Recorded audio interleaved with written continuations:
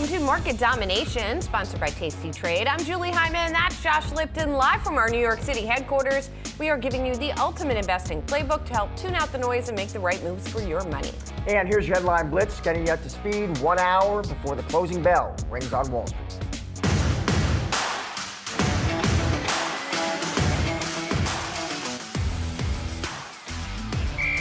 What we're seeing right now is that the closer you get to pricing out cuts on the way to maybe hikes down the line, and the closer that the 10-year yield gets to 5% and to cycle highs, I think the more the market starts to worry about what the implications of that are for valuations, credit conditions, liquidity, etc. And I think that's what you're going to see. I don't think we're going to get any reprieve on the inflation front this week. When we look at producer prices, that will be the first inflation readings we get, as you mentioned, tomorrow. We think the headline increase is 0.4, so that is sticky. And then for CPI, we're looking, which is really the most important release, we're looking for an increase 0.3 at the headline, 0.2 at the core.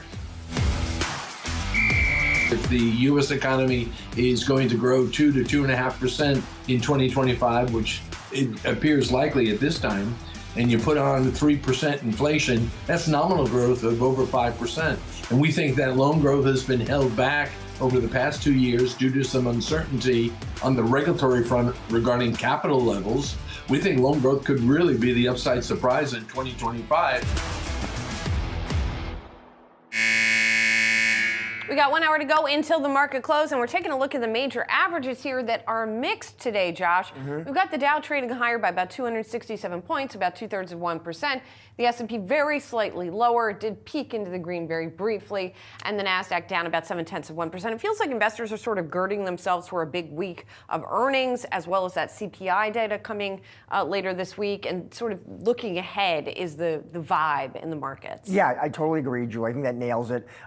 You do have economic data this week. Investors are very focused on those key inflation prints. Of course, the story is that we've been talking to so many economists and strategists about inflation sticky here, and the question has become, and investors wrestling with, is that kind of a bump in the road, and then you're going to continue to moderate? I thought it was interesting, the strategist Sam Stovall, who we both know and love, was on Yahoo Finance today, and his take was he does think this is a bump. He does think this is the high watermark. But I think, listen, that's what's in front of investors right now.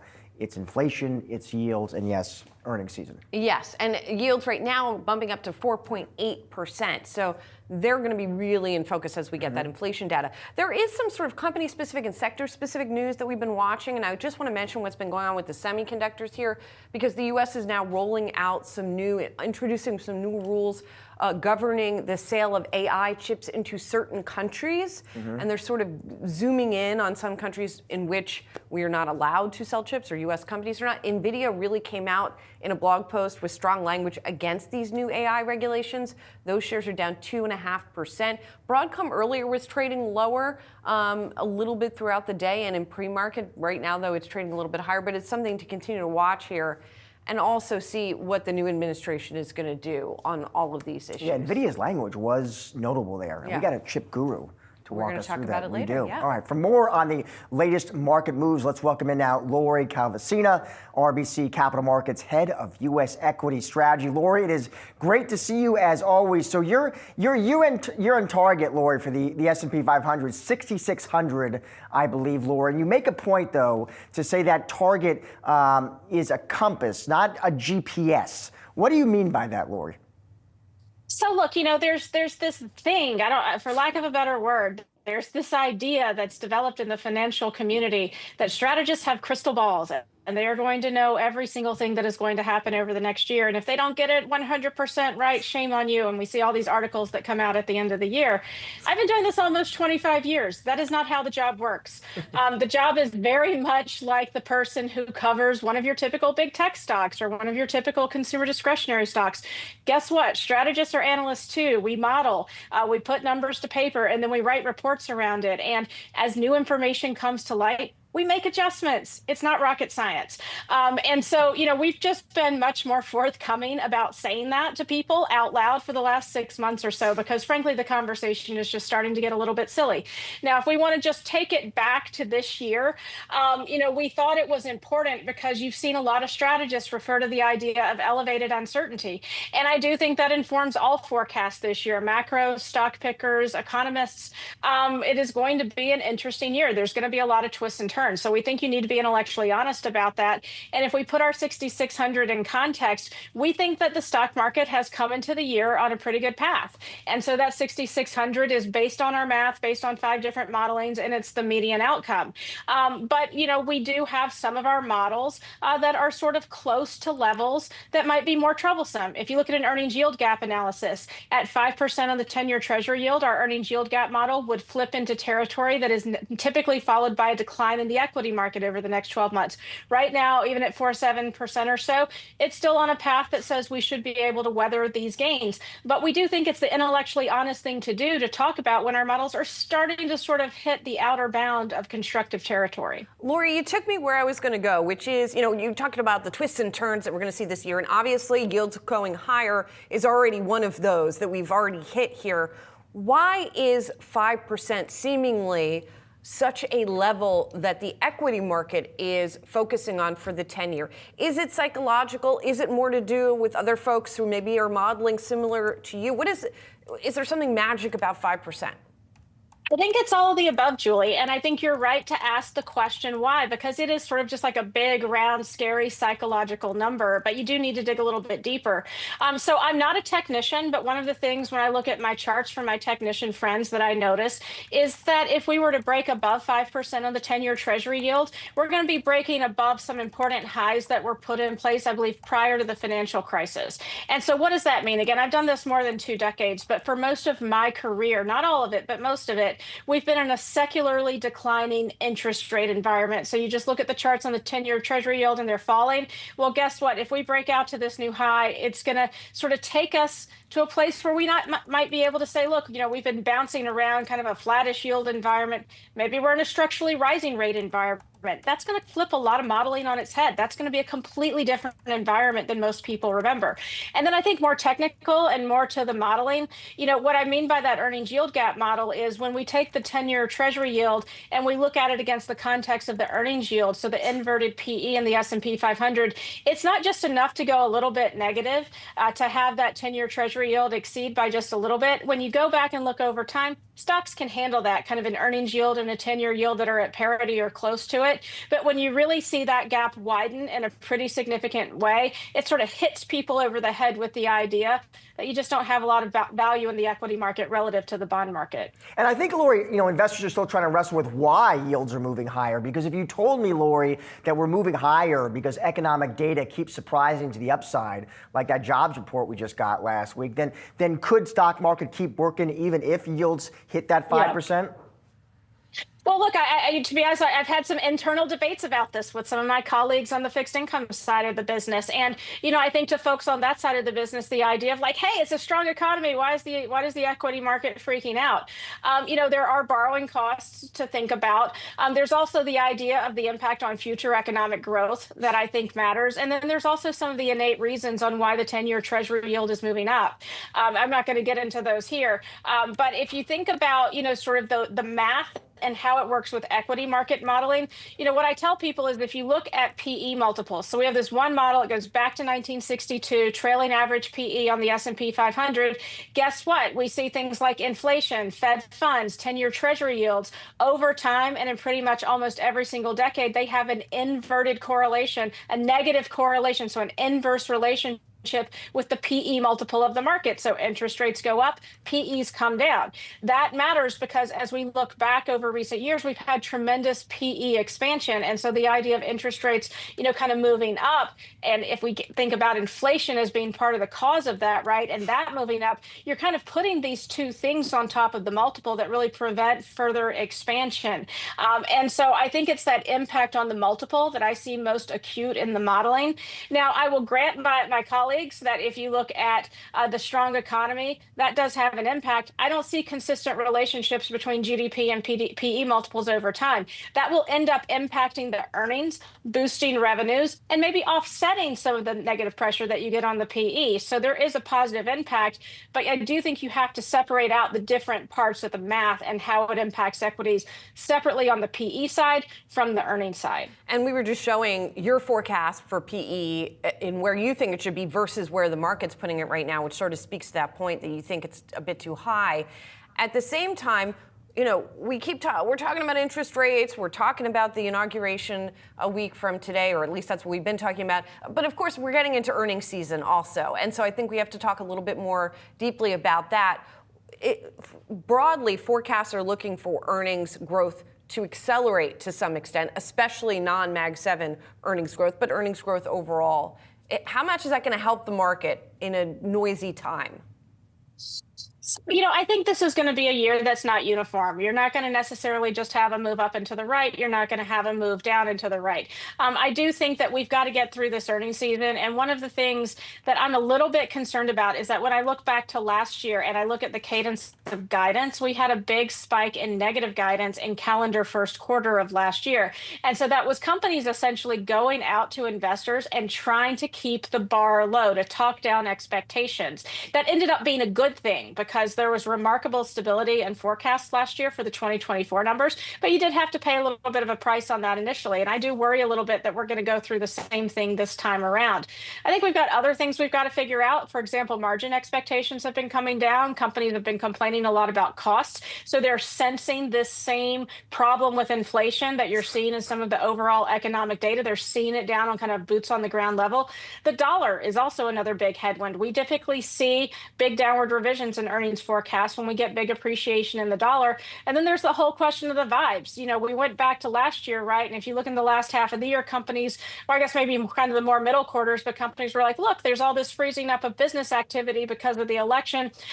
We can't wait to get past it because it'll unfreeze some of that activity. Well, have things thawed? That's a big question I have. It's not entirely clear to me that they have based on some of the data we're seeing and some of the sentiment surveys, but we do want to hear what companies have to say about that. Yeah, that was a really useful guide that you provided in your latest note in terms of those buckets of where to look for commentary. Lori, it's great to see you as always. Thanks for joining us. Thanks for having me. Happy New Year. You too. We're just getting started here on Market Domination. Coming up, the 43rd Annual JP Morgan Healthcare Conference kicking off today with a flurry of news, including a potential payment boost for Medicare Advantage plans. We'll get you all that and more when Market Domination returns.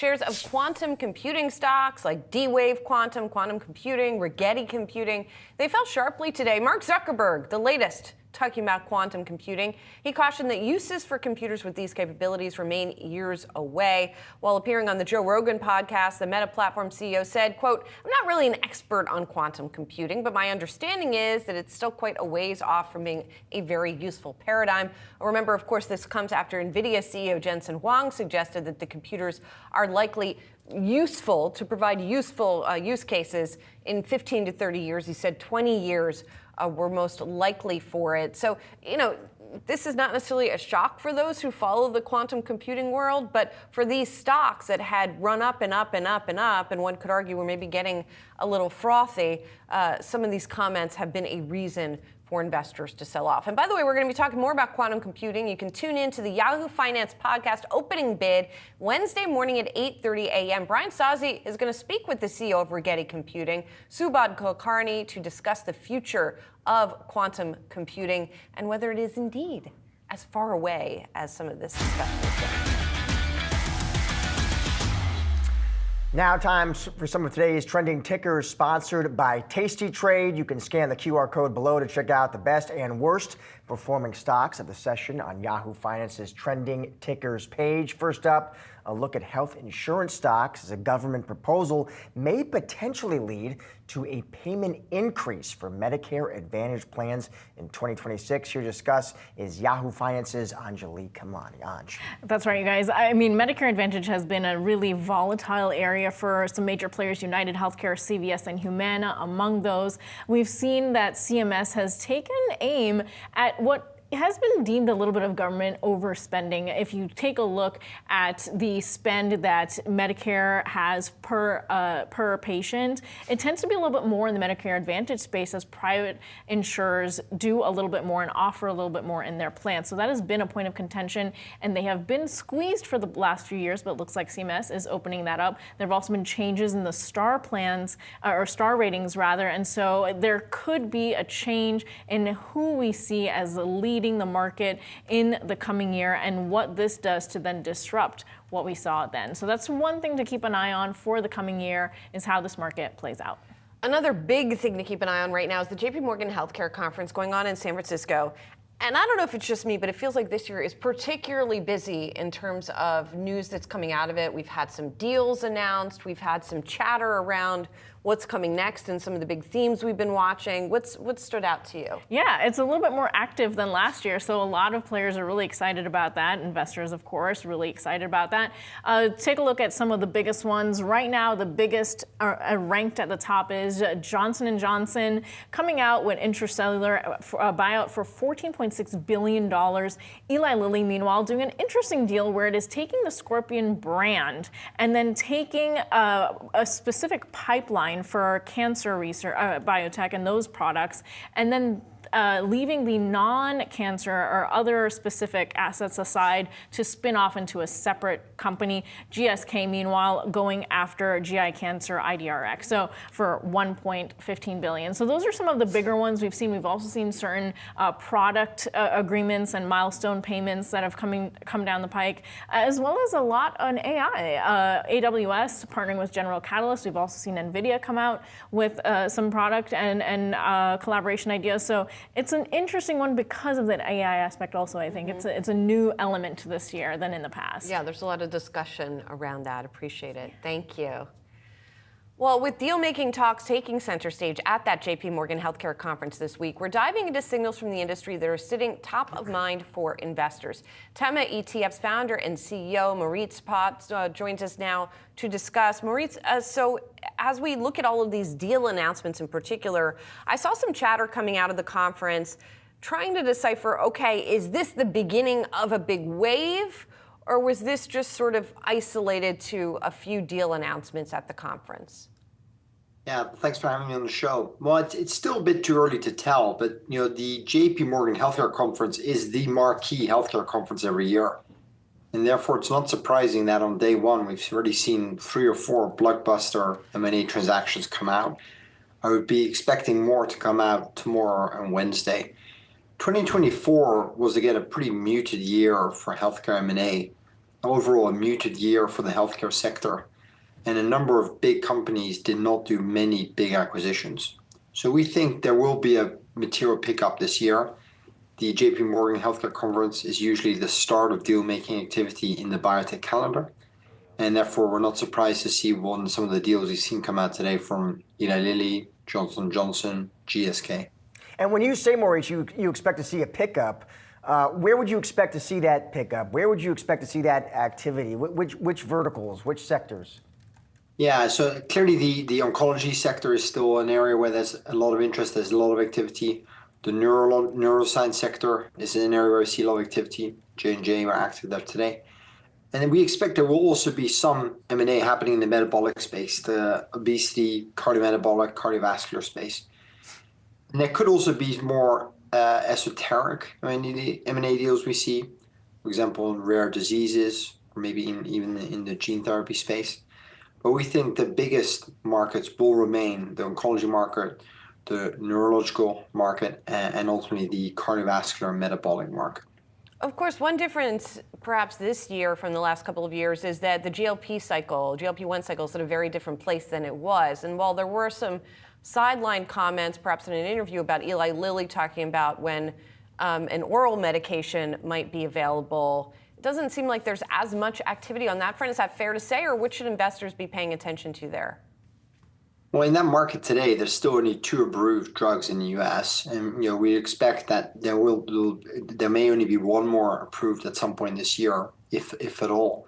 So this is still, for now, a 2-horse race. But there is a number of innovative companies focusing on innovations around moving from injectables to oral, moving from obesity-focused drugs to looking beyond obesity, using GLP-1 agents, and also other adjacencies, for example, reducing the frequency of dosage. So overall, we think there will be more activity.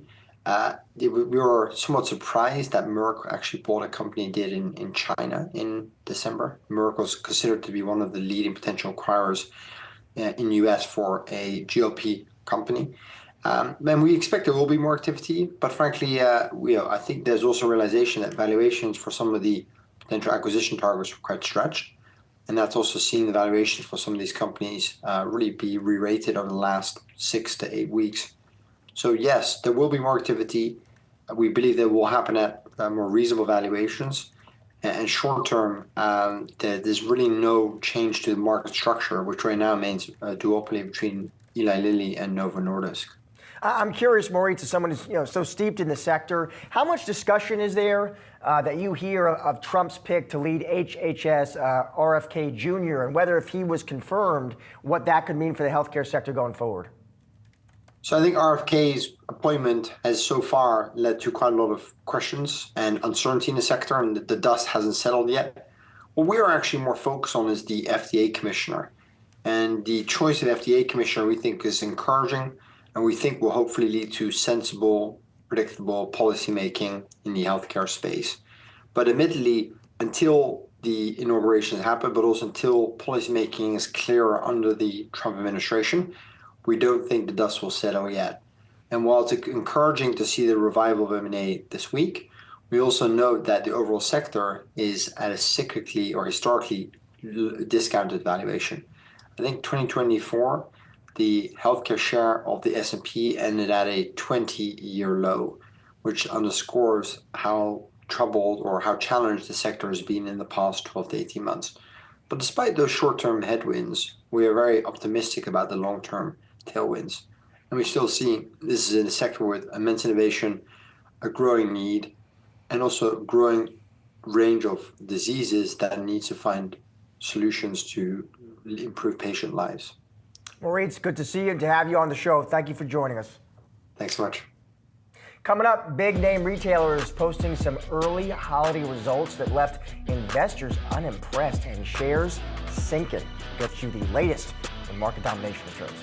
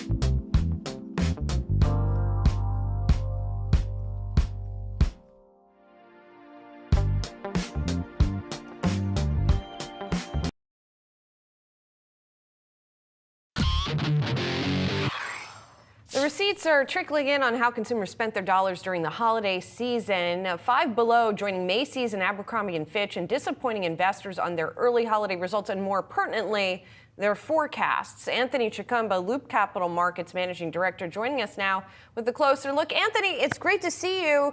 ICR is going on. It's a big retail conference. Five Below is one of the companies in your coverage universe that came out and said basically it didn't do as well because of inventory management, which I thought was interesting. What did you make of the commentary? I thought the commentary, quite frankly, was perfectly fine. I mean, they basically said that sales for the fourth quarter are going to be at the upper half of their prior guidance range, and they reiterated their earnings guidance. Now, one thing that they definitely said was that the fewer shopping days between Thanksgiving and Christmas this year. I think there were 5 or 6 fewer shopping days. Each one of those days hit their comp by 75 basis points. Now, they did say at ICR that they probably should have bought more inventory. So it sounds like they felt like they left some sales on the table. But I thought overall it was a perfectly fine holiday selling season for Five Below. Anthony, a different kind of question for you. It's just days away here from the inauguration. And if you're talking Trump, you're talking tariffs. My question, Anthony, was, I feel like you're the perfect guy to ask this. If you look at the American retailers, Anthony, or at least your coverage universe, how dependent are they, Anthony, still on China? How different is it than Trump 1.0? If I compare today to 2016, are there meaningful differences there?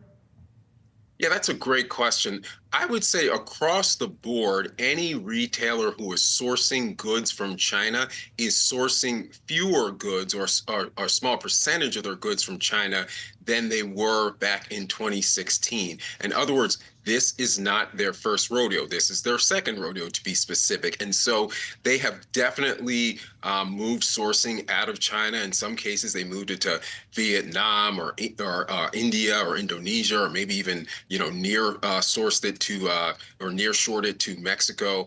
It's definitely a lower percentage, and they definitely have a very established playbook of how they're going to deal with these tariffs. Now, to be clear, tariffs are not good for retailers. Tariffs, regardless of what anyone in the Trump administration says, are a tax on U.S. consumers. They're the ones who are ultimately have to pay those. And the scary thing from my perspective is, even though we have seen inflation come down from 9.1% at the peak to less than 3%, inflation has actually increased sequentially the last 2 months. So the last thing you need to do is spur even further inflation through tariffs. So that obviously is the cost side, right? What are we seeing on the demand side? I mean, again, you don't cover these guys, but Macy's and Abercrombie both came out with forecasts for sales today that were disappointing. We're seeing the stocks fall. Does that tell us anything about the backdrop, or is this a really sort of retailer-specific environment? I think it's a little bit of both, to be perfectly honest with you. Look, the macroeconomic backdrop, it's very bifurcated right now. Anyone who caters to more sort of lower income consumers, they're the ones who have really borne the brunt of years of elevated inflation, right? So they're paying a lot more for housing, for childcare, for insurance, for groceries. And so when you start to talk about more discretionary product categories such as apparel, they just don't have as much money to spend on that type of stuff. Now, when you're talking about your higher income consumers, they're just not as impacted. And by the way, those high income consumers, a lot of them have money in the markets, have money in crypto. And so they have benefited from this sort of relative bull market that we've seen, quite frankly, over the last 4 years. Another trend I'm interested to get your take on, Anthony, in your world is we saw that headline recently, the Nordstrom family reaching this deal to take the retailer private. You think that's a trend, a theme, Anthony, we're going to see more of in your space in 2025? Yes and no. We certainly could see more consolidation in general because, clearly we're going to have a change at the top of the FTC. And Lena Khan was definitely very much antitrust. I mean, we just saw that with the Kroger Albertsons deal, being knocked down. Now, Nordstrom, that's a little bit of a different situation because you're talking about a leveraged buyout. I don't know if we're necessarily going to see a pickup in leveraged buyouts. Now, look, these LBO firms, they're sitting on a lot of capital. They've done very aggressive fundraising over the last several years. But if interest rates stay high, that's not great because obviously it's a leveraged buyout, right? You have to, finance, 80% of the purchase price through debt. So the higher debt rates are generally that, that makes the numbers in terms of returns not look quite as good. I also want to ask you, let's get to some specific picks here. Academy Sports, I believe, is your top pick for this year. Why do you like that one? Why does it stand out, especially versus, say, a Dick's, which is, one of its main competitors? Yeah, that's a great question. I mean, look, part of it, the simple part is valuation, right? So in other words, typically the PE multiple gap between Academy and Dick's is usually about 3 or 4 turns. Right now, it's like 7 or 8 turns. So we think that gap is too wide. Now, the reason that the gap has widened is that over the last few years, Dick's has continued to post positive comparable store sales, and Academy has not. So that definitely explains at least a portion of that gap. We do think that comps positively inflect for Academy in 2025. Now, part of that is easy 3-year stack comparisons, right? In other words, you've had comps go down the last 3 years. And so at some point, it almost, unless the story is fundamentally broken, which I don't think it is, it just becomes easier to post positive comps off of those easy comparisons. The second thing is that, they will be getting higher end Nike product in 140 of their stores starting in April. This is going to be, separate fixturing, higher end, higher ticket items than they currently have in their stores. And I think that's going to be a real nice positive catalyst for them as well. Anthony, great to see you. Thanks very much. Appreciate your time. Well, it's a big week for bank earnings with 6 reporting on Wednesday and Thursday alone. Joining us now, Yahoo Finance's David Hollerth, who is looking ahead to these. And man, this has got to be one of the most hyped groups going into earnings here, David. What are you seeing as you're talking to folks going into the numbers? Yeah, Julie, right now things look pretty great for big banks, and there's a lot of optimism too that they'll look great going into 2025. There's a big stock movement in all these larger bank stocks following the banking sector altogether following the election. And, what we'll want to be paying attention to is whether or not the fundamentals are still justifying that. As far as what analysts expect, it's going to be a record year, full year 2024 for JP Morgan in terms of profits. All 6 of the major Wall Street banks are also going to show year-over-year rises in profits. Investment banking looks pretty good across all these lenders, and their overall money center traditional banking lending margins are expected to go down given that interest rates have been cut. But now we're at an interesting place now, and we don't know how much rates will really go down this year on the short end. So we'll be paying attention to that and in terms of what that means for future guidance for all these lenders. David, look forward to starting to get all these numbers. Appreciate it. Well, it has been something of a mixed bag for banks since the presidential election. Over a longer period, several have handily outperformed the broader market.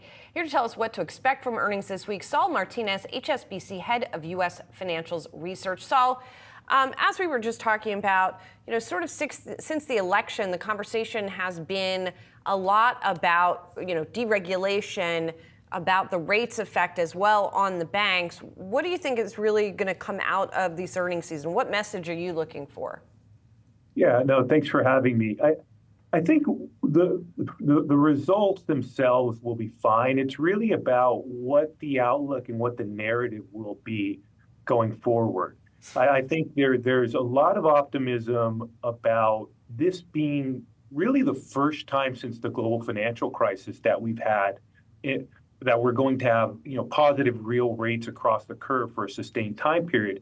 And the optimism, that plus a call it a more favorable regulatory backdrop, has led to a view that profitability will be benefited for these banks, and you have good earnings momentum and good profit growth. So is that broader narrative going to be reinforced with these results? And what will guidance be for 2025? And I think they will be. I think the banks will suggest that you will see net interest income growth. You do have for some of the banks some pressure at the short end, but the long end has really moved up. So that does benefit asset yields as these assets reprice. I think the banks will send a message that they're expecting to generate positive operating leverage. Credit is good. And there is a possibility for much higher share buybacks as well as a final rule, and the Basel Endgame rule, the capital rules, looks like that will be more favorable than what we anticipated earlier. So what we're looking for really is whether this narrative, this positive narrative, is going to be reinforced in outlooks. So Saul, you mentioned sort of the reasons for possible reasons for optimism there. I'm just wondering, broadly, so how valuations look as we kick off this earnings season in your coverage universe. I mean, how much of that good news is priced in at these levels? Yeah, that's a great question. We were pretty, we had pretty mixed views on the stocks for much of the fall and early winter. And part of that was that the stocks really rallied, and we felt valuations were a little bit stretched. Now, two things have happened. One is that you have had some pullback since the end of November in bank stocks. And secondly, I think the earnings outlook has improved. We recently increased our earnings estimates for most of the banks that we cover, anywhere from 1% to 7%. We're generally above consensus for most of the larger banks and investment banks. So combination of some pullback, higher earnings estimates. Now valuations look a little bit more reasonable. If you look at where the banks are trading at versus the S&P 500, they're at, with the exception of JP Morgan, 40 to 50% discount to the S&P 500 with better earnings momentum and likely double-digit EPS growth for most banks. So last week we upgraded Bank of America to a buy, we upgraded Truist to a buy, and we also liked Citigroup and US Bancorp. So I think the valuations look pretty reasonable here in light of what looks like pretty good operating fundamentals. And Saul, are you also looking for, at least in some cases, banks that are pretty evenly balanced between being a retail consumer-facing bank and maybe also having some investment banking? I mean, at least when I think of some of the ones you're talking about, they are a little bit exposed on both sides. Yeah, I think, we do like the investment banking backdrop. So our recommendations do cut across both universal banks who do have that diversification of revenue and super regional banks who are a little bit more exposed to traditional banking. So the balance of revenues isn't necessarily something that we're, that's necessarily part of our fundamental investment thesis. But we do think that both the retail side or the traditional banking side is getting better in terms of fundamentals. We think net interest income, as I mentioned, will move up, and we're pretty positive on the investment banking landscape as well. We think that investment banking will continue to grow nicely. So having exposure to that through some of the money centers does make sense. We are a little bit more cautious on Goldman and Morgan Stanley. That said, in large part because we do think there a lot of the optimism is priced in. So as I look across your coverage universe, I only see one sell, I think, Saul, or the equivalent of a sell. That's on Capital One Financial, which has had a nice run. Saul, it's up about 40% over the past 12 months. Why the equivalent of a sell on that one? It is a fundamental call. I think Capital One, relative to some of the other more traditional banks, does have more consumer lending exposure. And we do think that it should trade, as a result of that, at a discount to the traditional banks, and it has had, quite a run, and is pretty much trading on a price to earnings basis on par with those banks. So just from a relative value standpoint, until now, we've had a view that the traditional banks offer better relative value. Saul, thanks very much. Appreciate it. We're well set up for those numbers. Well, taking a look now at shares of Honeywell as the company reportedly plans to proceed with a breakup. That's according to Bloomberg. And it's coming amid pressure from activist Elliott Investment Management. There's been talk about a potential breakup for Honeywell, but now, according to Bloomberg, the formal announcement could come with the release of earnings in early February. And Elliott, according to them, has also been a factor in all of this. And when we hear about this, Bloomberg says maybe the company formally announces this when they report Q4 earnings, scheduled for early February. Of course, we've seen other industrial conglomerates learn to love breakups as well. You think General Electric. Bloomberg does cite analysts, Julie, saying some of the parts valuation by their math could be about $270 a share for the Honeywell assets based on free cash flow expectations. Stock is trading here right now at around $219. Yeah, there's a question about what it'll look like. The company also already said it was exploring that it might spin off its aerospace business. It also has talked about getting rid of its advanced materials division. So there's already been some chatter about what it would be like. This sounds like the scope would be a little bit bigger. All right, maybe we hear it on the earnings call. Maybe Who knows? we do. Coming up, Pinterest and e.l.f. Beauty both moving after some ratings changes today from analysts. Find out what's behind those calls after the break. More market domination on the other side.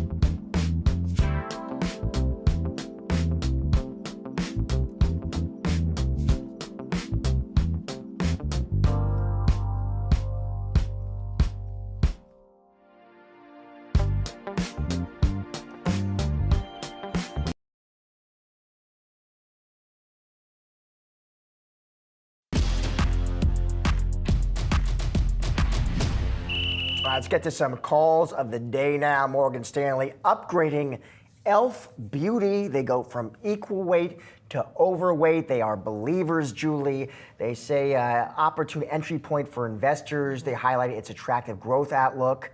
Obviously, they do not believe it's priced in here. They like the valuation, near-term revenue, and EBITDA upside potential.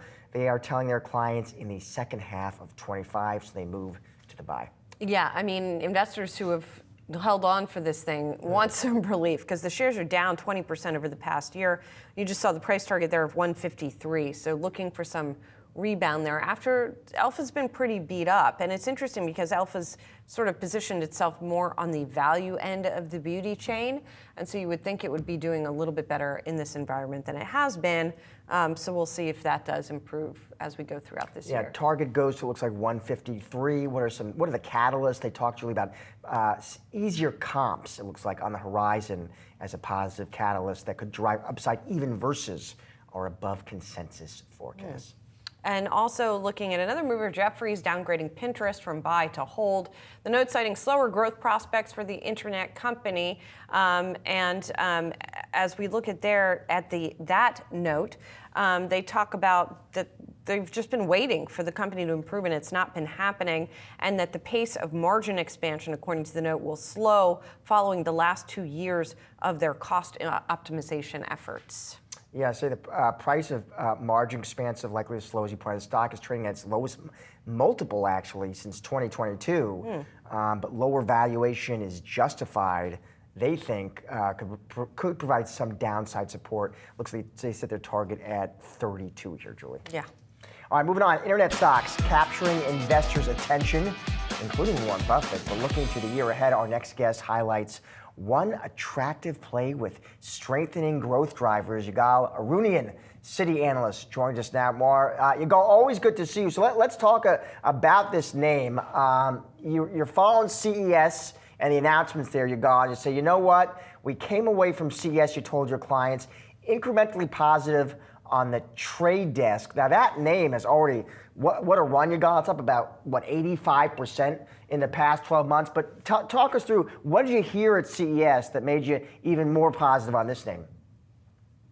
Yeah, thanks for having me, and it's always great to be here. And generally, when people think of CES, we're thinking of consumer electronics, but actually at CES, it's probably the largest gathering of digital advertising executives over the course of the whole year. And for the trade desk, you're right, they've had a great run.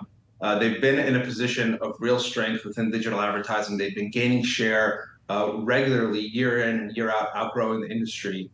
Their growth is centered around streaming TV, so CTV advertising. We saw a multitude of announcements coming out of CES that really benefit the trade desk and their positioning over the coming years, give us more conviction that we're going to see stronger growth, not just this year, but over the coming years. And the trade desk is really well positioned within this pocket of ad dollars that's seeing phenomenal growth, one of the strongest areas of growth within digital advertising, and the trade desk is really well positioned there. Yigal, as we were preparing to talk to you, I was thinking about some of the bigger cross currents that might affect some of the companies in your coverage, including something like the trade desk. And I have to think of the TikTok situation and the questions over whether it's going to be banned.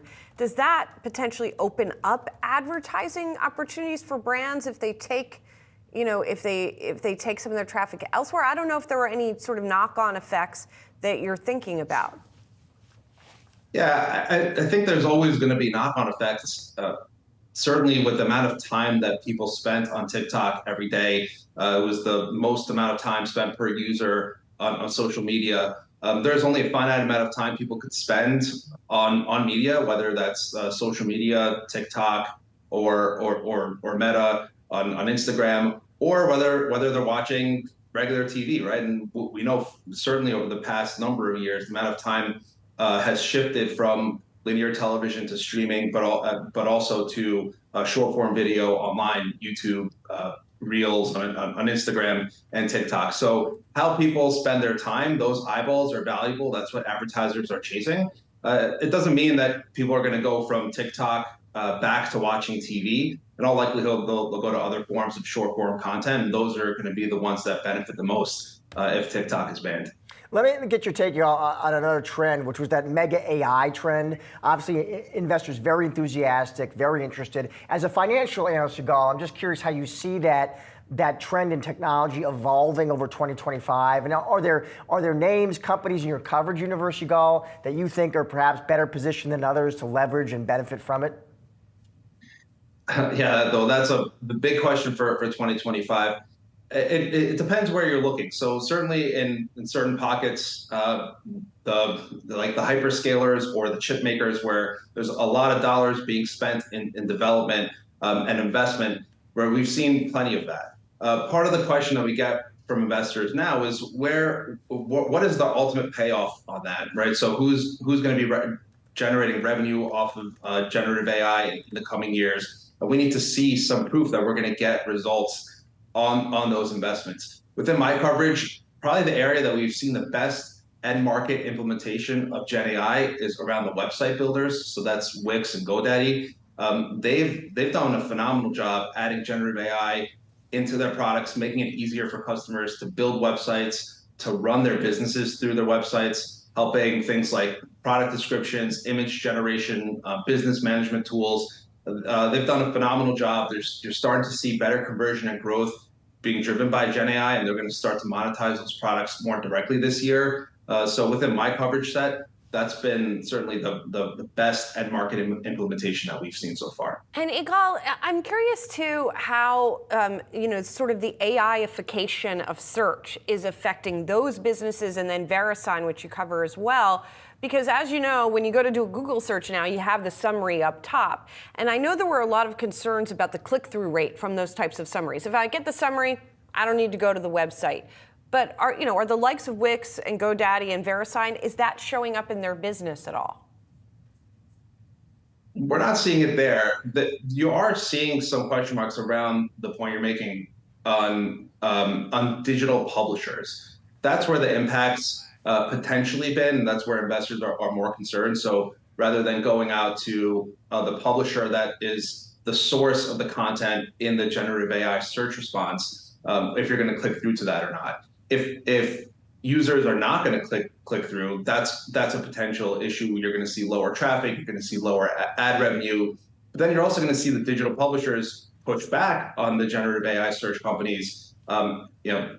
We've seen this already, taking them to court, asking for licensing revenue, because you're changing the quid pro quo within the internet of here's our content for search, but you're gonna give us traffic. And so if that changes, there's going to be a lot of dynamics around that, and I think it's going to take time for that to play out. On the VeriSign and the domain side for Wix and GoDaddy, our view is that websites are going to continue to be critically important. We get the question a lot around social media, and if small businesses are creating social media accounts, are they going to still need websites?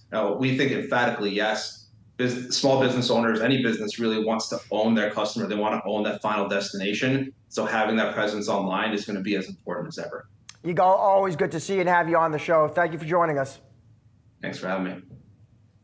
And while we're wrapping up today's market domination, don't go anywhere. We've got you covered with all the action following the closing bell. Stay tuned for Market Domination Overtime.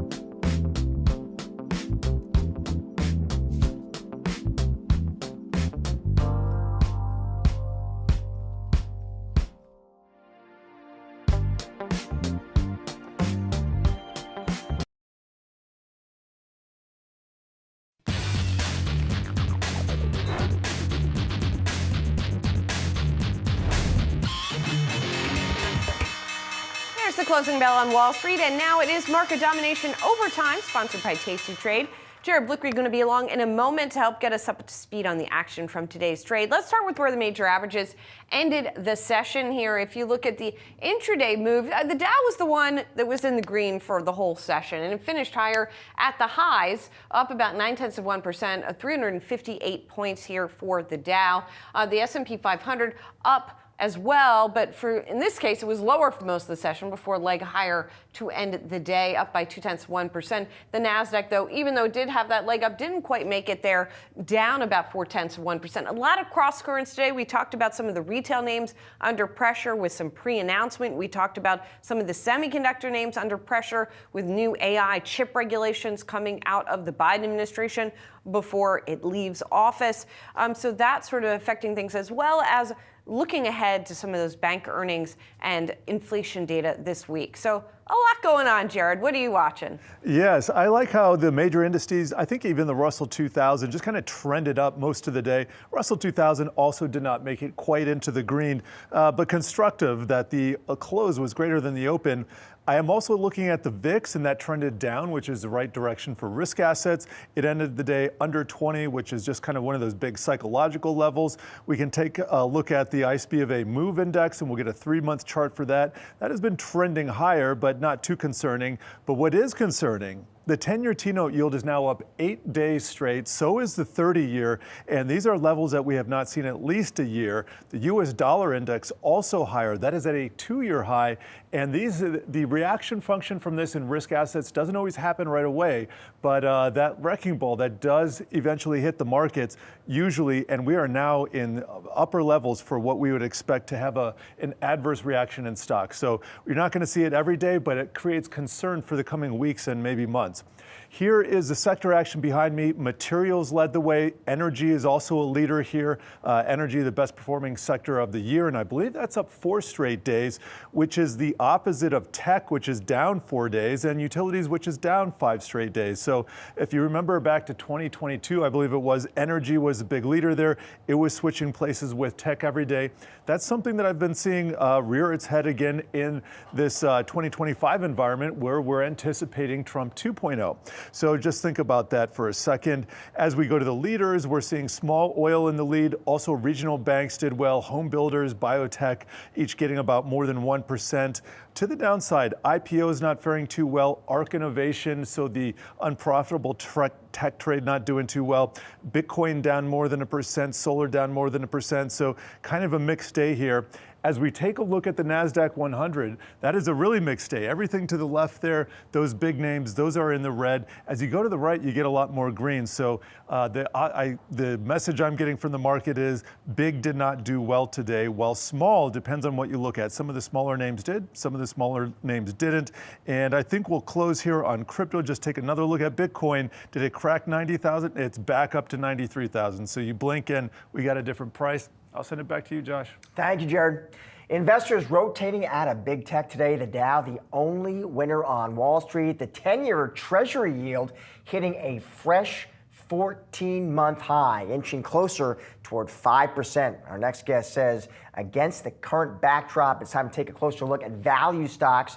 Joining us now is Jeremy Schwartz, WisdomTree Global Chief Investment Officer. Jeremy, it's good to see you. So let's start with that 10-year, Jeremy. So we're back at 4.79, it looks like here. And you think, Jeremy, we move higher from here? Yeah, we've been saying for a little while that we could get from 5 to 5.5. The upper end of that range would be the Fed's not cutting, and the normal premium of the 10-year over the Fed funds is about 125 basis points. So that would get you right around that 5.5 level if the Fed's not cutting. 5.25 is more likely. Obviously, less of a move to go, but that could still pressure stocks a bit. I mean, I think what you saw on the dollar, on the 10-year, those are moving hand in hand. The higher 10 years pushing the dollar higher. That is one of those risk factors that we do watch. And so I think, stocks have to confront these higher yields. And Jeremy, something that I was trying to get at with one of our earlier guests that I'd like to ask you as well is, the concern, their peak of concern seems to turn at 5% on the 10-year. And we've been trying to get at, like, why is that? Is it a psychological level, or is there something more technically problematic about 5% when it comes to stocks? I do think it's psychological. I mean, we think the nominal yield is actually not even the right number to look at. It's the TIPS yield. The 10-year TIPS is 2.3, 2.4. You know, that is the stocks are real assets. The earnings grow with inflation over time. You look at dividend growth the last 70 years is 2% better than inflation. You know, now the premium for earnings yields versus TIPS yields is the lowest it's been in a few decades. I mean, down to 2% approximately on the earnings yield versus the TIPS yields. We were spoiled as equity investors. We got 5% on average for the last 2 decades. But so there is more competition. If you got to closer to 3% on the TIPS, I mean, I think that's real competition. But 2 is, you know, it's getting up there. It's higher than we've been for a while. We talked to another strategist, Jeremy, on the show today, who said the reason 5% could also be important is because she said if you break above 5%, that perhaps means, okay, we are in a structurally rising yield environment, and that's a different world. Do you buy that argument as well?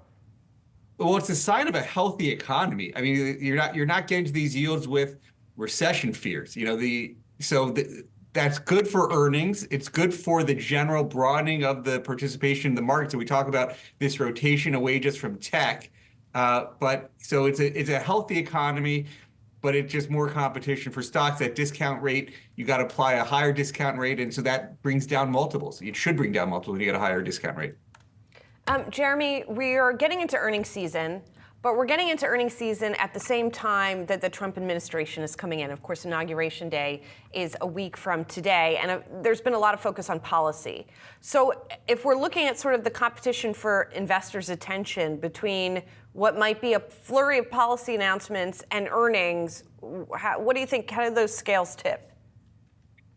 Well, it is, if there's a worry on the market, is there inflated expectations for the full year earnings cycle? Analysts are currently expecting around 16, 17% earnings growth.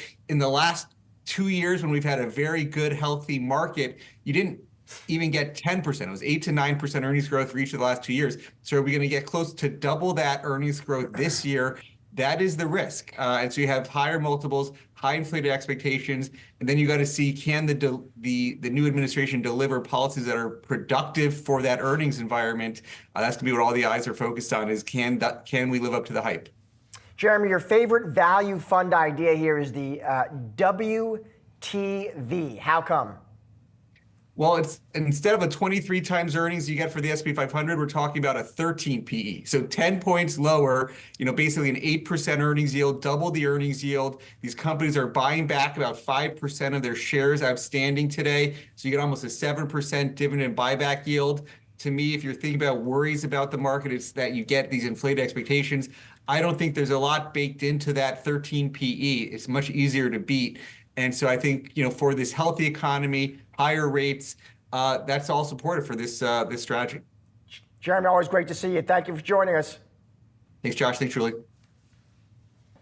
On this week's episode of the Yahoo Finance Podcast, financial freestyle host Ross Mack sits down with Oisin Hanrahan, the CEO and co-founder of Keychain, to share his entrepreneurial story and path to success. You can scan the QR code below to stay up to date with the latest episodes, and be sure to watch Financial Freestyle every Monday at noon Eastern. Here's a clip from today's episode. So Keychain is started with the idea that we walk through the grocery store every day, right? Mm-hmm. You go through the grocery store, and whenever you go to buy something that's on the shelf, someone has made a lot of decisions to bring that product to market, right? So whether it's you're buying a branded product or you're buying, you know, an own brand product or a store brand product, someone has gone through so many decisions to make that product. And there are 1 million plus products on the shelves. Like, you think about all the food, beverage, beauty, household, personal care, you know, pet products you buy, you know, on a weekly and a monthly basis. And what we figured is it's really hard to make that product. It's actually like a really hard exercise for someone to go out and like bring that product to market.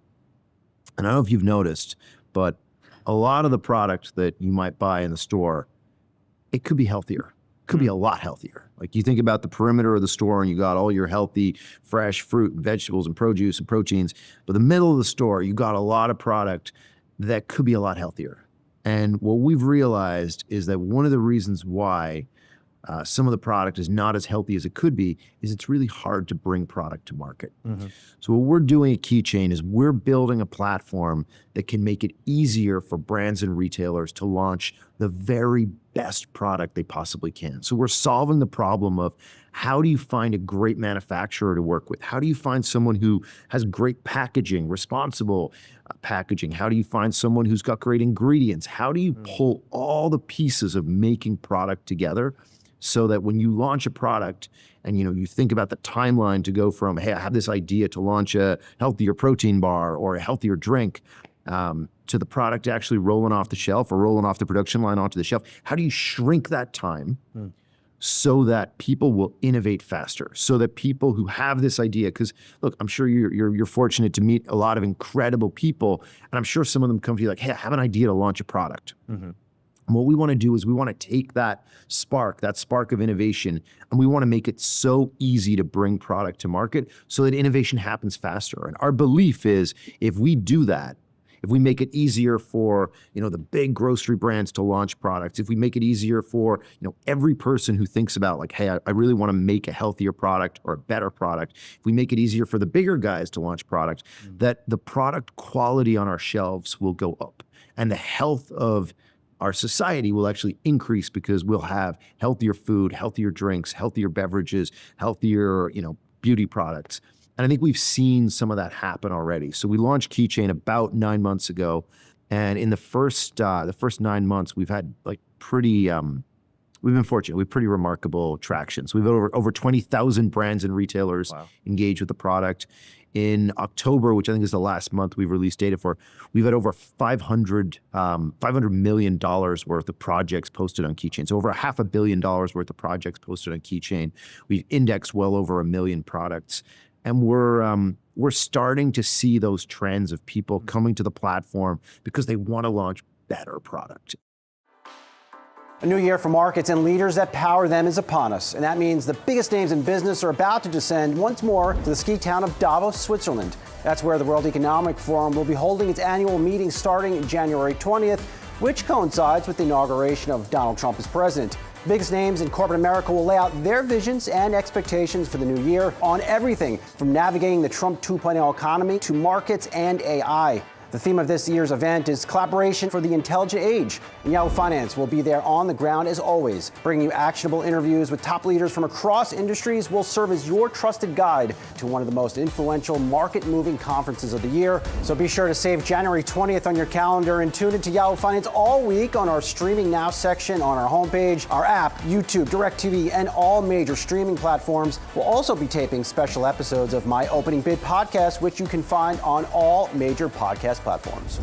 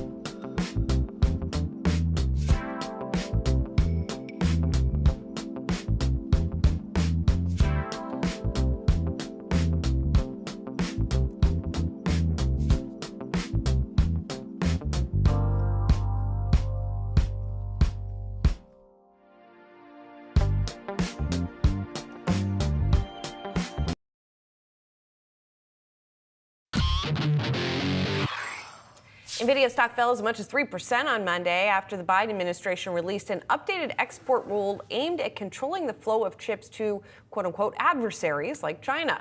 The White House saying in a statement, the United States must act decisively to lead this transition by ensuring that U.S. technology undergirds global AI use and that adversaries cannot easily abuse advanced AI. Joining us now, Chris Miller, Tufts Professor of International History and author of Chip War, The Fight for the World's Most Critical Technology. Chris, it's good to see you again. Of course, some of the chip makers, particularly Nvidia, coming out with pretty strong language, pushing back against this rule, which is a bit of a change, but we're also coming up against a change in administrations. So I guess, first of all, what do you make of the timing of this announcement on the part of the Biden administration?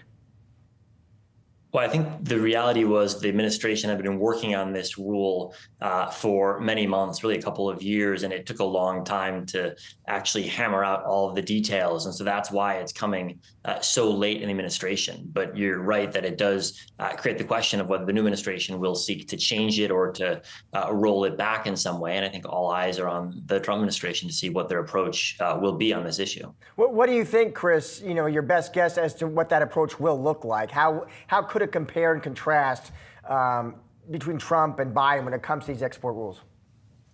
Well, I think we've actually seen a fair amount of continuity between the first Trump term and the Biden administration in terms of restricting technology transfer to China. That's true for both advanced chip-making equipment, which Trump actually started imposing restrictions on that Biden then carried through. Biden has added new restrictions on the sale of AI chips to China, but that's very much in line with what the Trump administration had started. And I think within the Republican Party, there's certainly a pretty substantial group that is supportive of the general effort of stopping China from accessing the most advanced AI chips, because they want the U.S. to be the leader when it comes to the capabilities that those chips enable. And so you've seen, for example, some senior congressional officials on the Republican side say that they support the effort of these rules to restrict chip transfer to China. As I mentioned, Nvidia not happy about this latest regulation. They came out with a blog post today where they talked about what they say are the risks with this sort of policy. Do you think there is a risk that the U.S. somehow technologically falls behind as a result of any of these export controls? Well, I think there's always risk with these policies. The question is the right balance being struck? I think right now, if you look at the AI chip landscape, it's really U.S. firms dominant around the world. And even in China, China's still buying pretty large volumes of AI chips from U.S. companies. So right now, the U.S. plus its friends in Taiwan and the Netherlands, they create a chip supply chain in which U.S. firms are very much in the lead. Now, in the long run, could that change? It could for a whole variety of reasons. But I think most market forecasters looking at the next 5 years think that the U.S. firms, including Nvidia, are in a really strong position relative to competitors from other countries. You'll see these reports, Chris, that Nvidia's chips, despite the export rules, controls, they still actually do make their way into China. I guess because Nvidia has limited control over its resellers. How much of a trend is that? How much do we see that actually happening? Do you have line of sight there? Yeah, well, I think that shows just how dependent China is on actually buying AI chips from the rest of the world. And so long as China is a buyer of AI chips, it's unlikely to be a major seller of them to third countries. But I think you're right that this type of diversion is a problem. I think when you dig into the details, it looks like it's not happening at a huge scale. There certainly is some scale, but most of the AI chips that are being produced globally are being installed in the U.S. to train AI systems here. And what about some of the chip makers that are based in China and in these other areas? Are we seeing them start to gain any ground? Well, NVIDIA, of course, relies on a chip maker in Taiwan to actually do the manufacturing of its semiconductors. NVIDIA focuses solely on the design. So there's a complex supply chain that stretches from the US to Taiwan, Japan, the Netherlands that's necessary to produce most of the world's AI processors. China's different. China doesn't play a big role in the AI chip supply chain. And the US has been imposing rules starting the Trump administration, carrying through the Biden administration to restrict China's access to the ultra-precise manufacturing tools that are needed in cutting-edge chip making. And so long as China can't get those tools, it's going to struggle to ramp up volume of cutting-edge chips. Our attempts here, Chris, at domestic chip manufacturing to ramp up our own domestic chip manufacturing, I'm curious what you make so far of that effort and how you see it evolving from here. Well, we've seen a real boom in investment in domestic U.S. Chip manufacturing plants, something like a 10 times increase the prior decade's rate over the last couple of years. And that's been largely spurred by the incentives that the CHIPS Act has offered. I think it's had some real successes. TSMC, the Taiwanese chip maker, which is the world's leader, has a plant up and running now in Arizona. That's an obvious success. But I think it also is going to be a challenging effort to continue over the long run, because there are some cost differentials between the US on the one hand and Taiwan and Korea on the other that really do matter. And so one of the key questions the next administration is going to have to ask is what its approach will be to boosting the domestic chip manufacturing sector. Chris, thanks a lot. Good to see you. Thank you. Shares of KB Home are jumping following its latest earnings report, up by nearly 9% here. The company coming out, looks like with earnings per share that beat estimates pretty handily. Revenue slightly ahead of estimates, and the company's forecasting its housing revenue for this year. The midpoint is pretty much in line with what analysts had been anticipating, but it sounds like orders are going higher, Josh. Yeah, I'm just looking at some commentary from executives, including the CEO, Jeffrey Mesger. Julie, he talks about a strong finish to 24, significant year-over-year growth in our fourth quarter revenues and diluted earnings per share. Says higher revenues reflected an increase in deliveries, which were driven by faster build times. Net orders rose, he says, about 40% year over year. Yeah, and the company is also talking about that net orders grew by 41% in the quarter, just under 2,700 homes, it looks like. $1.32 billion was the net order value. And then for the full year, again, the company's saying housing revenue will be $7 to $7.5 billion. The average selling price, $488,000 to $498,000 here. And it looks like home building operating income as a percentage of revenue it's predicting will be at 10.7%. Gross profit margin at 20 to 21%. Profit margin has been a really an area of focus for investors, right? Because the thinking has been, with interest rates where they are, some of these home builders have really had to offer some carrots, right, to people to get them into the homes. And so that's crimped the margin. So we'll see how that's going to trend as we go through this year, because guess what? Those rates aren't coming down. Yeah, tough news for existing homes, yes. Sure. All right, time now for What to Watch. Tuesday, January 14th, sponsored by Tasty Trade. Starting off on the economy, we're going to be getting a key piece of inflation data with PPI, that's the Producer Price Index, coming out in the morning. Economists forecasting total PPI to hold steady at 0.4% on a month-over-month basis, while core PPI grows to 0.3%. This is all coming ahead of Wednesday's important Consumer Price Index print. And taking a look at the Federal Reserve, we'll be hearing some Fed commentary tomorrow from a couple of Fed presidents throughout the day. This comes after we got minutes from the Fed's December meeting last week.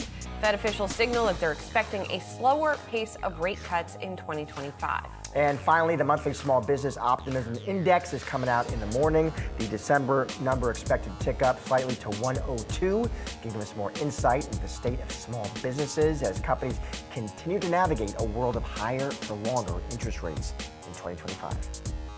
That'll do it for today's Market Domination Overtime. Be sure to come back tomorrow at 3 p.m. Eastern for all of your coverage leading up to and after the closing bell. But don't go anywhere. On the other side of the break, it's asking for a trend. I've got you covered for the next half hour with the latest and greatest market-moving stories so you can get ahead of the themes affecting your money. Stay tuned.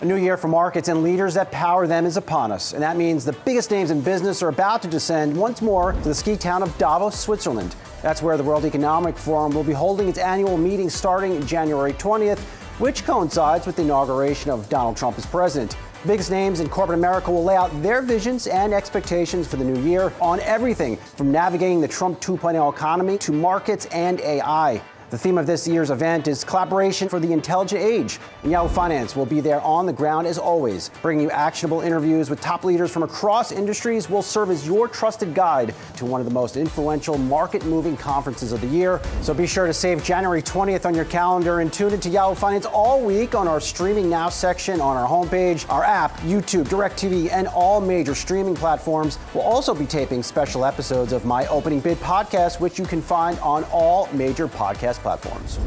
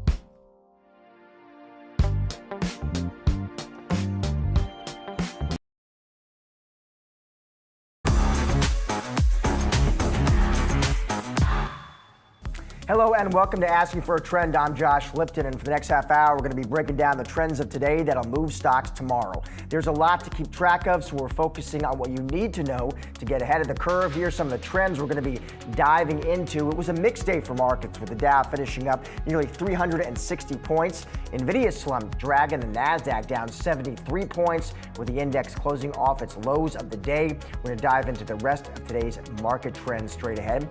Then war continues to rage in the Middle East, but a burgeoning tech sector in Israel is attracting the attention of investors. We're going to talk to the co-founder of Mizma Ventures. That's coming right up. Plus, oil hitting a 5-month high today as worries keep growing over supply disruptions following a wide-ranging sanctions against Russian oil. We're going to explore that trend as well as what tariffs could mean for gas prices. Well, war is threatening peace agreements in the Middle East as well as the economy in the region, but there are signs of resiliency, including a burgeoning tech sector in Israel. That's a space our next guest is investing in and sees much more opportunities. Joining us now is Yitz Applebaum, co-founder and partner at Mizma Ventures. Yitz, it is great to see you. So I want to start, Yitz, with a kind of higher level take from you, which is, listen, we have seen more than a year of violence in the Middle East, war in the Middle East. Of course, our focus is on the human toll of all that, but we're also yet interested in the impact that it's had on business in the region, on deal making in the region yet. Especially, I'm curious, between Israel and the Gulf states, which are two areas you know very well. Can you give us kind of a view on the ground yet? What is the state of deal making there? You know, I don't think I've ever been busier. First of all, thank you so much for hosting me on the show today. I don't think I've really ever been busier, Josh. Lots and lots of deal flow, lots of trade, in particular with the Emirates and Abu Dhabi and Dubai. You can see, if you look at companies being acquired in the last year out of Israel, there's been close to $4 billion of exits, cyber companies out of Israel. So the war has definitely dampened the environment. In particular, people are not coming. And when you go to Israel, you understand why it's such a great place to invest. But even with people not coming and even with the war, there's been great activity the past year. Where, as a venture investor, yet I'm curious, are you seeing opportunity? Are there certain specific sectors or verticals? Yeah, for sure in cyber. Cyber continues to be very strong, both in Israel and in the region. But something that we're seeing now, and we think it's a trend that's absolutely going to grow exponentially, is in the defense technology area, in particular in software. The last 15 months, Israel has learned more about defense, implementing, using new technologies than most probably in the last 40 years. We have an extraordinary F-16I pilot on our staff who said in the last 3 months of flying, he's learned and gained more knowledge about warfare than he has in the last 15 years in the Air Force. And so we're seeing a lot of opportunity around defense technology and around electronic warfare, drone jamming. You know, if you think about what's going on from a war perspective, Israel's now seeing all of it. So that's most probably the second largest area of growth in Israel. And of course, the traditional artificial intelligence area is also burgeoning in the region. So that's interesting, Yitz. When you talk about defense, the opportunities there, it's not so much, and correct me if I have this wrong, it's not so much established defense names. You're seeing opportunity in more, would it be kind of early stage venture-backed defense tech names, sort of Israeli equivalents of, you know, Palmer Luckey's Anduril? Absolutely, positively. In general, I think globally there's a disintermediation of the large defense contractors. You see it with Saranac, you see it with Epirus, you see it with Anduril. But we're now seeing in Israel these young entrepreneurs, or in some cases not so young entrepreneurs, who are coming to us with ideas that are going to change the entire industry. And traditionally, venture capital creates its own industries. And so now between 8VC, most probably the leading venture capital group in defense in the world, and you have Founders Fund and A16, Andreessen Horowitz, General Catalyst, they're creating a whole ecosystem around venture and defense tech, defense investing, and Israel is going to be the primary beneficiary of that because out of Israel and the rest of the region, so many of the ideas come from there. And of course, 8VC, you're mentioning there our mutual friend Joe Lonsdale. We talked Israel. I also want to talk Saudi Arabia because that, again, an area you know very well. You travel there a lot. You actually advise Saudi ministers. I am curious, as a venture investor, how do you see investing, entrepreneurship evolving from here in Saudi Arabia? So I've been going to Saudi for about 5 years now. And let's just say they've advanced about 25 years in the last 5 years. First of all, a lot of capital. Now, of course, if you throw too much money at the problem, that's never good. But there's a lot of intellectual capital, a lot of capital. Also markets. If you think about Saudi in particular, the whole region is this way, but if you think about Saudi, they have access to 1.4 billion people in the MENA region, Middle East, North Africa. And so they have these deep markets, they have great intellect, they have a desire to grow that tech ecosystem, lots of capital. And once we start to combine Israel's innovation, ingenuity, and experience in building huge companies, in particular in the tech space, I think you're going to see the region explode, in particular Saudi. Do you expect, Yitz, that we ever see full normalization between Saudi Arabia and Israel? And what does that depend on? Well, I took my black tie out already, so I'm expecting an invitation to some sort of signing in the very near future. Yes, I'm quite positive with the incoming Trump administration, just the signs that they're showing right now with the change in the trend and what's going on in the war. People in Saudi are much more open to it than they have been the past year. And so I think what's going to make the change, of course, is the Trump team is extraordinary, especially around the Middle East. The demand in the region for new technology, for great warfare technology. We have common enemies, the Houthis, Iran, et cetera, et cetera. And so you even saw when the Iranians attacked Israel in the past 2 times, the Saudis, the Emiratis, the Jordanians were very helpful in deflecting missiles. Now imagine we can do that all together in a sort of like a common NATO in the region. And I think we're very close to it, Josh. Final question, Yitz, and kind of a basic one, but I'm just curious to get your take. When we talk about this business and deal making between Israel and the Gulf states, what explains that? What does each side, Yitz, actually get out of that cooperation? It's what I call a win-win-win. First of all, there's a need to put capital to use in the business that we're in venture capital. And in Saudi and in the Emirates, there's only really so many deals that you can find. Right now, it's a growing sector. But of course, Israel has this huge burgeoning tech world, and it's getting better and better and better. So just a place to put capital, I'd say, is the lowest on the totem pole. But if you think about the markets, the ingenuity, the capital, and the demand that you have in the Emirates and Saudi, and you think about what Israel's created around tech ecosystems, but it's chips and it's defense and it's cyber and it's digital health and it's mobility. You take all of those areas and you then mix them with the drive, the population, the capital of the Emirates and Saudi, and it's going to be the fastest and most important growing region in the world. There's going to be peace, there's going to be a use for this capital, and there's going to be a way to integrate all this ingenuity among our brothers and our cousins there. It's great to see you. Great to have you on the show. Thanks for joining us. Thank you so much, Josh. Have a great day. You too.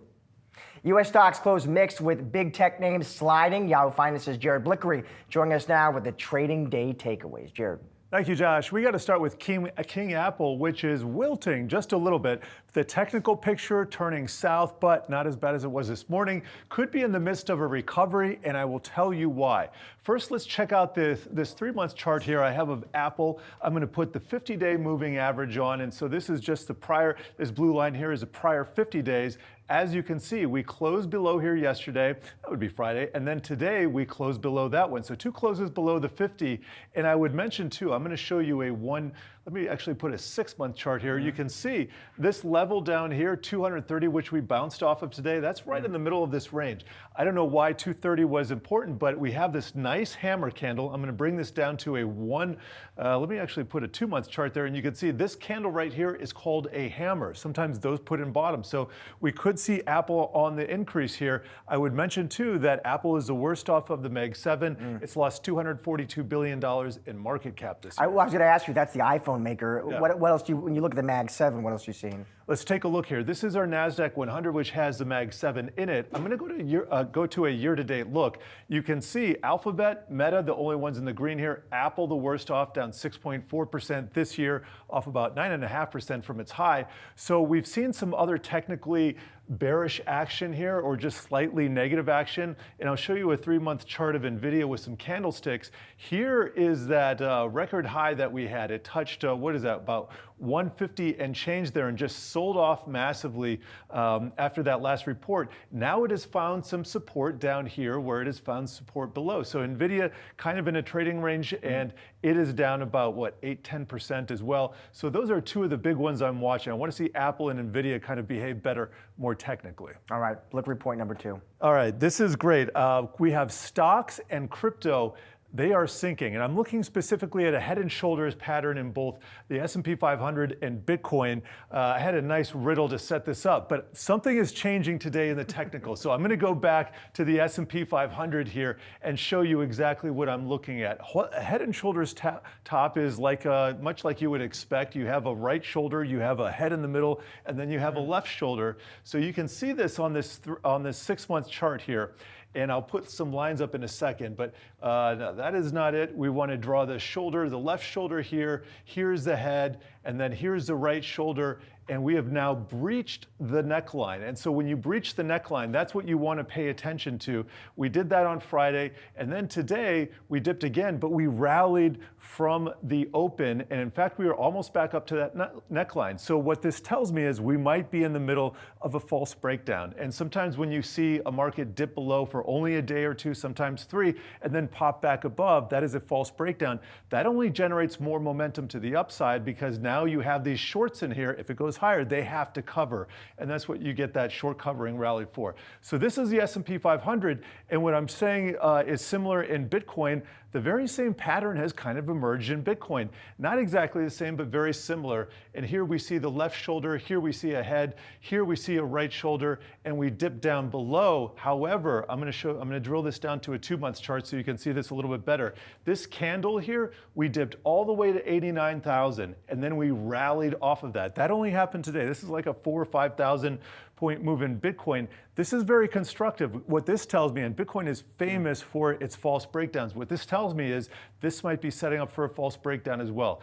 If both Bitcoin and stocks, the S&P 500, actually end up positive tomorrow, this probably sets off another rally.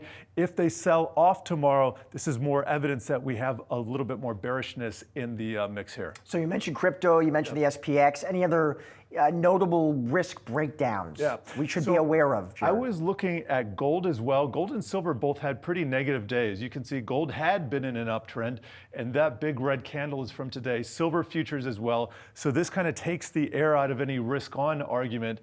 But what I'm really watching too is the 10-year T-note yield and the dollar. We mention this all the time, so I didn't want to give it too much play, but this is 8 days in a row, right, up for the 10-year T-note yield.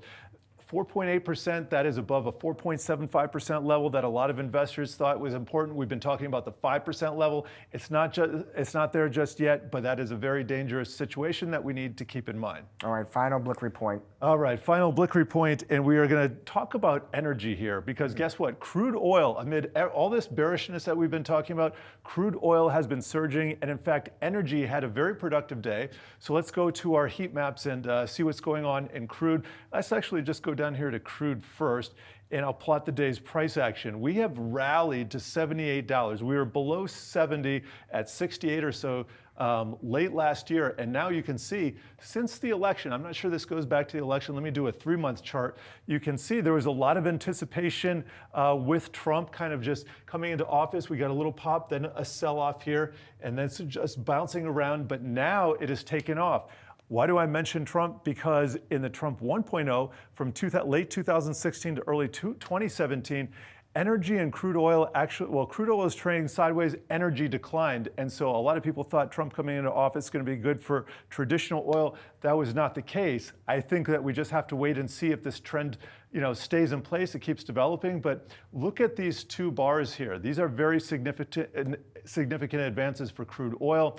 Real quickly, I'm going to chart the price action in XLE. XLE is a large cap energy sector. And by the way, this is year to date. So XLE is leading 5.4% for the year.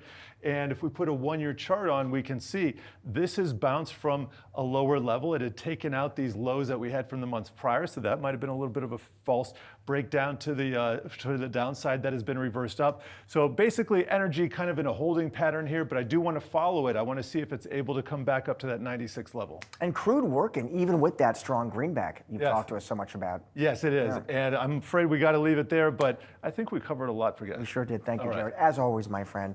Oil prices are rising. We're talking to an analyst about why after the break. Stick around. Much more. Asking for a trend. Still to come.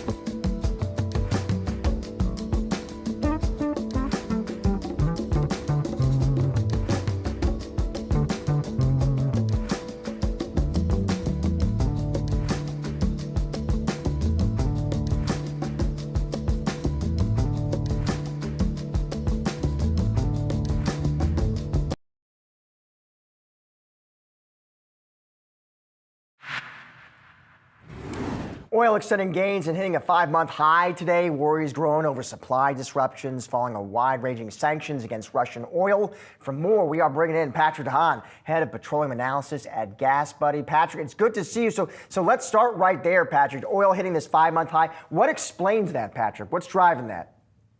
Well, I think the root here really goes back to mid-December when the EU slapped sanctions on so-called dark vessels that were sending Russian crude oil as well as Iranian crude oil. And now we've seen the Biden administration just in the last couple of weeks jumping in to offer new sanctions on some of those entities and vessels as well that are taking some of that so-called oil, or I should say some of those dark vessels taking oil to those countries as well. And that's really kind of started jumping in the markets. We've also seen colder than expected U.S. weather boosting optimism, as well as Chinese increase in demand as stimulus has been the talking point in China. So a lot of that, coupled with a lot of short covering, I think is what is boosting oil prices here in the interim. But keep in mind, while there has been this multi-week rally, at the end of the day, OPEC's spare capacity is still amounting to 5 million barrels of oil per day. So a short-term lift, especially with Trump reiterating the potential of tariffs on Canadian crude oil, but it may not last much longer.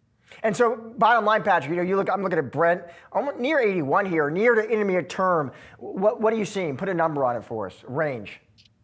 Well, Brent cracking the $80 barrel mark. I really don't see it getting beyond the $85 or $90 barrel mark. Obviously, when Trump is inaugurated here in just about a week, there could be a little bit of volatility coupled with new bills that President Trump can sign. So we'll have to kind of navigate what is going to be signed first here in the first couple of days as his presidency and what that impact could look like. But I think ultimately, as we get close to spring, look for Brent to start settling back down, especially as we get closer to April and talks from OPEC start ramping up. Of course, OPEC had extended their production cuts through April. Whether or not they do that longer is really up in the air. And of course, President Trump's big promise to cut energy prices in half, the tariffs flying in the face of that. But ultimately, Trump is going to be very concerned about oil prices remaining elevated. So there could be action there in the weeks beyond his inauguration to potentially temper the mood of the market. Yeah, what does all this mean for gas prices, Patrick? Add it up for us, because they did fall slightly last week, right?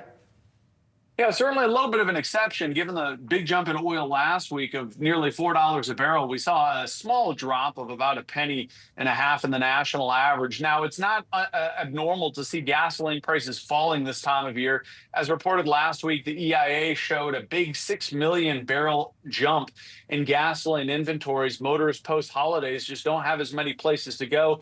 Keep in mind, some of those major winter storms dropping snow in areas that it's not accustomed. So some of the drop in demand also at the hands of some of this winter weather that's occurring. But in the weeks ahead, those tables could shift as maybe colder weather starts to move out.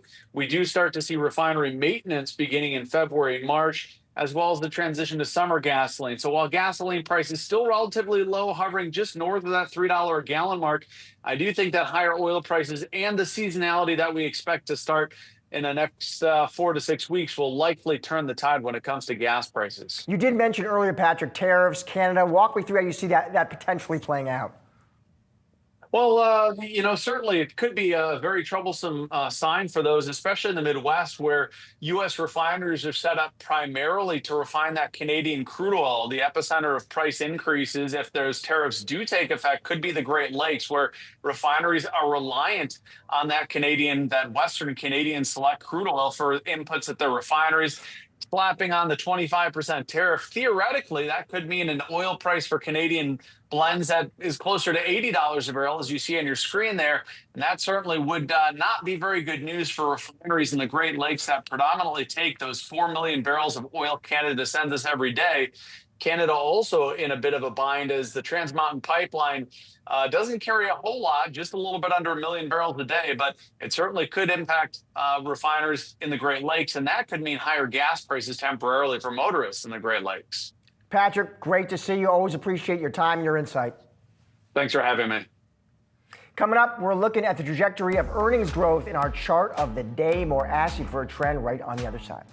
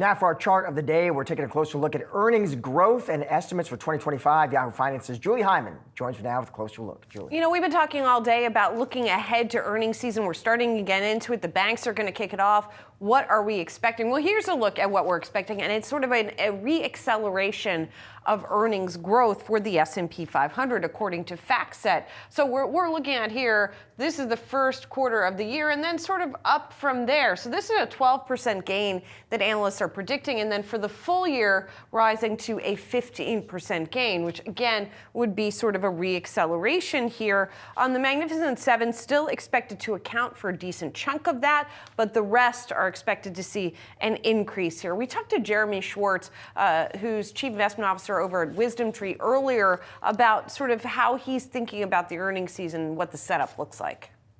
Analysts are currently expecting around 16-17% earnings growth. In the last 2 years, when we've had a very good, healthy market, you didn't even get 10%. It was 8 to 9% earnings growth for each of the last 2 years. So are we going to get close to double that earnings growth this year? That is the risk. And so you have higher multiples, high inflated expectations. So it's interesting that he views it sort of as, you know, a reach perhaps, or a big swing for companies to meet those estimates, especially in this relatively high valuation environment. That said, these are the estimates as they stand here. In the quarter, looking back at the fourth quarter, we could see about a 40% jump potentially in financial earnings, then 21% in communication services. Some of the Mag 7 are in that group. You know, we had the conversation earlier, Josh, about how bank earnings estimates and just bank sentiment generally is relatively high right now. That's some of the numbers that people are looking for, that 40% jump in profit growth for financials. Julie, thank you. Appreciate it. That's a wrap on today's Ask for a Trend. Be sure to come back tomorrow at 4:30 p.m. Eastern for all of the latest market-moving stories affecting your wallet. Have a great night.